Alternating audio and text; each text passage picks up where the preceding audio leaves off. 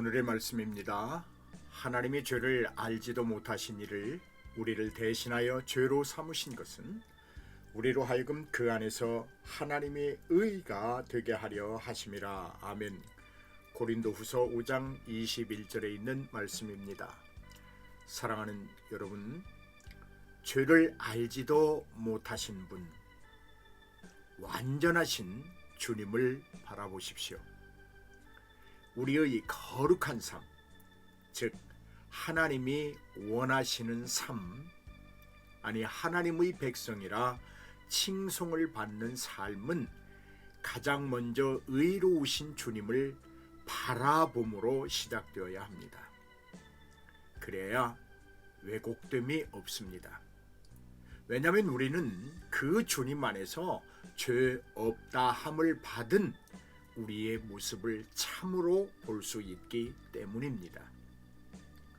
우리는 죄를 알지도 못하신 그분의 거룩한 옷을 입은 자들입니다. 이 옷은 죄를 알지도 못하는 그분의 보혈로 만들어진 것입니다. 하나님의 의, 이는 우리를 이방인으로 놔두지 않습니다. 이제 어떤 것들도 그 누구라도 우리를 죄인이라 정죄할 수 없습니다. 이는 우리 스스로 노력이나 공로가 아니라 변함없으신 하나님의 긍휼과 자비와 인내에서 솟구치는 사랑으로 되어진 일입니다. 우리의 죄는 주님이 받으신 머리의 가시관에 있고, 우리의 죄는 주님의 허리에 난 창자국에 있습니다. 우리의 헛된 생각과 그릇된 판단이 불러온 죄는 주님이 받으신 양발과 양손의 못자국에 있습니다. 그렇습니다. 지금 우리는 우리 자신 안에 있는 것이 아니라 그리스도 안에 있습니다. 할렐루야. 우리는 스스로 죄 없다 함을 받은 것이 아니라 십자가에서 죽으시고 부활하신 주님 안에서 용납되었습니다. 그러니 꼭 붙잡으십시오. 그러니 꼭 기억하십시오. 꼭 본인의 것으로 확실한 증거로 삼으십시오. 그리스도 안에서 여러분은 완전해졌습니다. 아멘.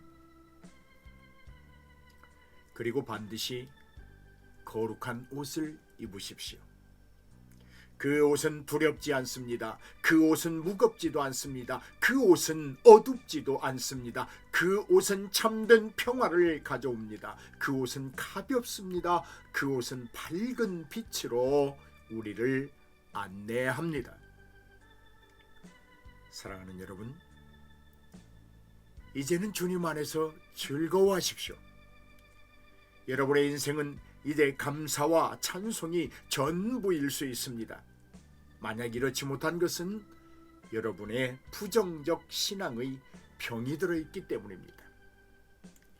하나님이 사랑하시는 자, 곧 우리 주 예수 그리스도 안에서 우리는 용납되었습니다. 그러니 얼마든지 감사하고 찬송할 수 있다는 이 선언적 사랑이 나타난 것입니다. 그러니 항상 웃고 사십시오. 주님과 가까이 지내십시오. 주님을 가까이 함이 복 중에 복인 줄로 믿습니다. 하나님을 찾으십시오. 하나님을 부르십시오. 하나님을 만나십시오. 하나님을 만날 만한 때에 만나야 합니다. 하나님의 오른편에 앉아 오늘도 우리를 위하여 하나님께 기도하시는 중보자 예수 그리스도를 영접하십시오.